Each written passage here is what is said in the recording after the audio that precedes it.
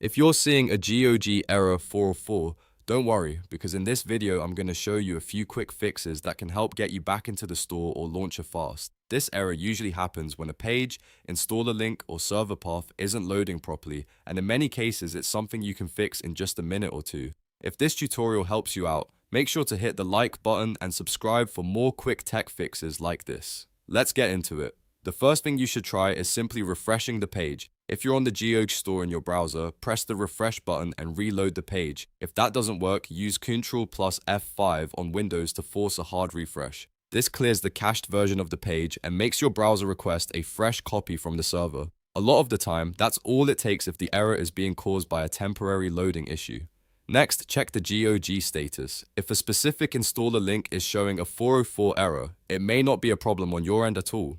GOG could be updating their server manifests, which means the file or link may not be active yet. In that case, the best thing to do is wait an hour or two and try again. You can also search GOG Status Downdetector in your browser and check whether other users are reporting the same issue. If there's a wider outage or service problem, that will usually show up there pretty quickly. Another fix you should try is running GOG Galaxy as an administrator. First, close the launcher completely so it's not running in the background, then right-click the GOG Galaxy shortcut and choose Run as Administrator. This gives the launcher elevated permissions, which can help if the error is caused by access issues, blocked processes, or a problem with updating files properly. After launching it this way, try opening the page or downloading the game again and see if the 404 error is gone. If the problem still appears, go back and repeat the refresh step and double-check the status again, because sometimes the issue is temporary and resolves on its own.